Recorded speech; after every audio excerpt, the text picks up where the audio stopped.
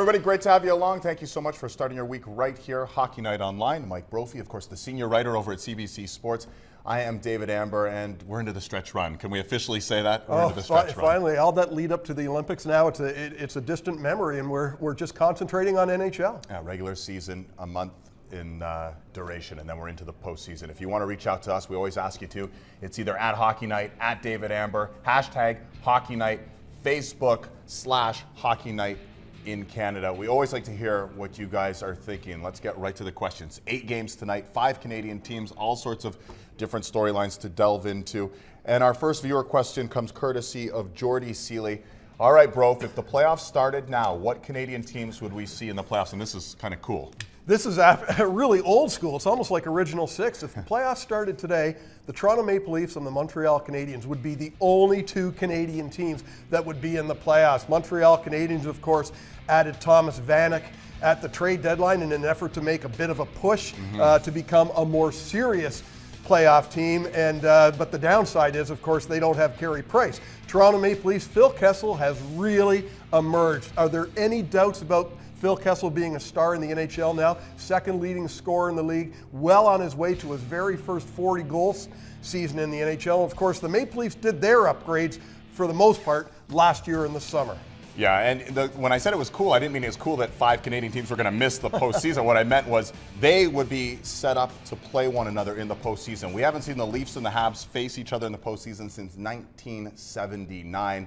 We weren't born at that point, so we have no recollection. And of course, there's still time for the other Canadian teams to make the playoffs. Obviously, Ottawa and Vancouver are 4 points out of a wild card. Winnipeg's 5 points out. But the way these games go, David, it's very difficult to leapfrog over other teams, especially when teams get that bonus point for taking it into overtime or the shootout. Something the NHL is looking at the Board of Governors meeting right now down in Florida is, do they have a different point system moving forward? So again, it would be Montreal and Toronto, the only 2 Canadian teams in the postseason. However, the only good news there is they'd be facing each other for the first time since 79, wild? Which would be very cool. We got another question regarding the overall standings and the situation. Is the new playoff format making that big a difference in who is making the playoffs compared to the old? That's from Avalanche 318. That's a good question, and we have to kind of jog our memories back to last year when there were 6 divisions. There's only 4 divisions now. Yeah.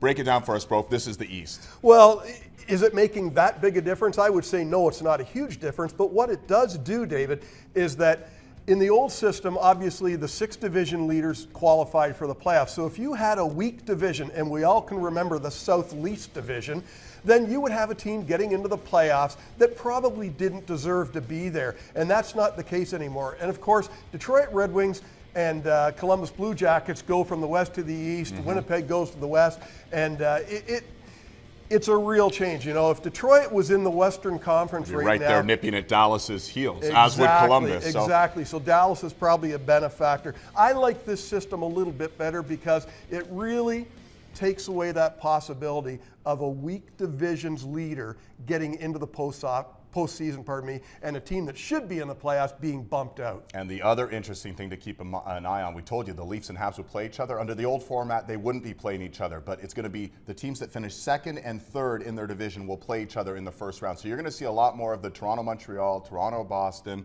conceivably Montreal-Ottawa. You're going to see a lot more of those matchups and a lot more as well for possibly down the road, Edmonton and Calgary and Vancouver playing each other in the first and second round, which is very cool. Exactly. And you know, they always say the first round of the NHL playoffs is the most exciting, and it certainly is. And now we've got an opportunity to even ratchet it up a little bit higher. All right, let's get the fans' voice heard yet again as we roll on Hockey Night Online. Another question from Crazy 4 Leafs. How many points do you think the Leafs can realistically get on this road trip? And if you're not aware of the Leafs road trip, it's a tough one. 5 games starting tonight: LA, Anaheim, San Jose, at Washington, at Detroit. So 5 tough games. What are you expecting from them, bro? Well, I keep hearing that if the Leafs come away 500 on this trip, it's going to be successful. I don't quite view it that way. I think if they come out the Anaheim, San Jose, LA portion of the trip, if they're 500 in that leg of the trip, then that's a successful, because those are 3 Stanley Cup favorites.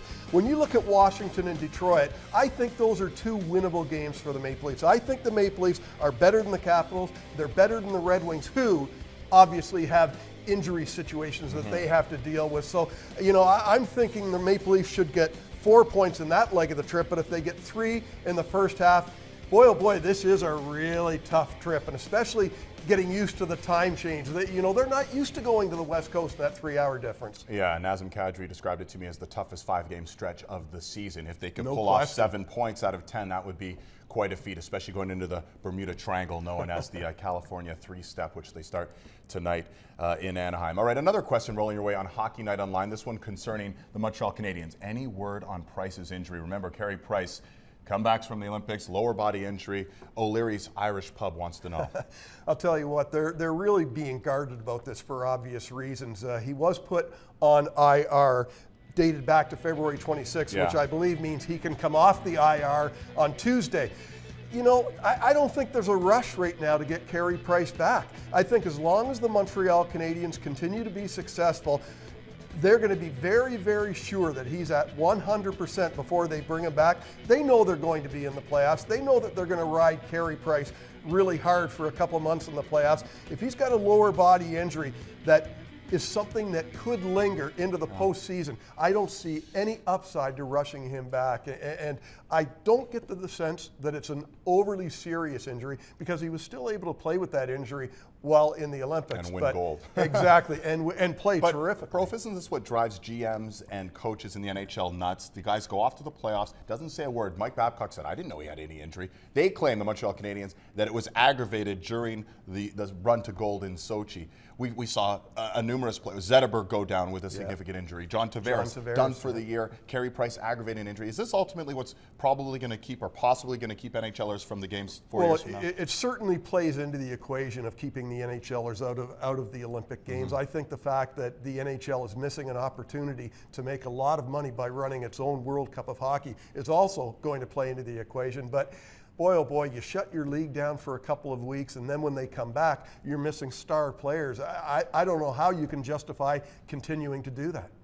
All right, again, we roll on with questions. We'd like to hear your voice heard, of course, on Hockey Night Online. Will the Oilers ever turn the corner and finally improve? An impatient John Tellman. And listen, they've, 8 years of futility, so many #1 overall picks. Do you see them turning the corner soon? Well, I hate to disappoint you, John, but no, they will never get better. I mean, obviously, I'm joking. Yeah. They've got this talented group of youngsters that they got because of their poor finishes through the draft.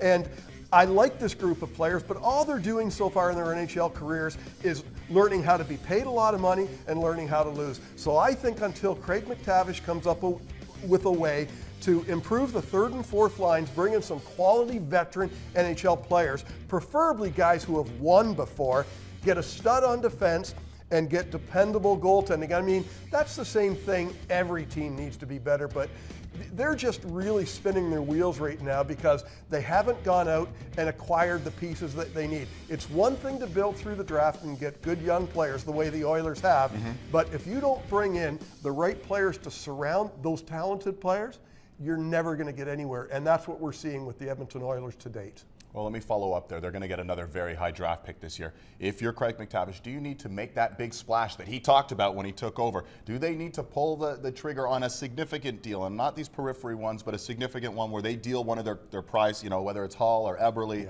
or Nugent Hopkins, one of the big guys? I really think they do, and I think the problem in Edmonton is they've fallen in love with this group of young players. You've got to fall out of love with one of those players, sell them big time, and try to get back the pieces that you need. If you don't have solid goaltending, maybe Ben Scrivens is the guy, but right now I'm not 100% sold on that. Unless you get a stud on defense, look at all the teams that are Stanley Cup contenders. They all have a stud, a guy who can play, high 20 minutes and really shut teams down. Edmonton Oilers don't have that guy, so it's the goaltending, the defense, and those support players on the third and fourth lines that go out, and those are the guys that can make the difference in making the playoffs, or if you get to the playoffs, winning a round. I'll be perfectly honest, I thought this was the year they were going to break out and make the postseason. That's certainly not happening. In fact, it was done by basically the end of October. One player they have fallen out of love with is Nail Yakupov, but you're not going to be able to move him right now because you're not going to get what you deserve. There's no back market, in return. is there? We'll wait and see. So that's an interesting team to keep an eye on, not making the postseason this year, but certainly with some optimism moving forward. Finally, our final question. For how many more years do you think the Western Conference will be this competitive? That comes from Mo. It's funny because these things are cyclical, right? I mean, there was a time when the East dominated, and right now we see the West is very, very strong. I think it's going to be strong for a number of years to come. And the reason why is you look at the top stars on the Western Conference teams. Getzlaf and Perry are in the prime of their career. And locked They're up. still going to be very good players. Taves and Kane, these guys are in the prime of their career. You look at Minnesota with Parise and Suter, and think about next year when they either keep Matt Molson or they get Thomas Vanek. Yeah. You know, and then you look at St. Louis, LA, San Jose. Of that group of teams, the only team I'm a little worried about is the San Jose Sharks, because their veteran players are getting a little bit long in the tooth. So at some point they're going to have to move some younger players in. But the St. Louis Blues are a young hockey team. The LA Kings, for the most part, are a young hockey team. So I don't see any reason why for the next 5 or 6 years the Western Conference can't remain to be the strongest conference. And one player could shift that tide a little bit. His name's Connor McDavid. Not this year, but next year's draft. If that guy ends up in the West as well, that's another dominant piece. We're talking about a franchise-type generational player coming into the NHL in 2 years. All right, I hope you enjoyed. Again, join us each and every day right here, 11 o'clock Eastern Time, Hockey Night Online. Here's how to connect with us. At Hockey Night, at David Amber, hashtag Hockey Night. We got to get your at Hockey Brophy. At Hockey Brophy as well, and Facebook/Hockey Night in Canada. Again, join in the conversation. We're into the stretch run of the regular season. Thanks so much for joining us. For Mike Brophy, I'm David Amber. We'll see you next time, Hockey Night Online.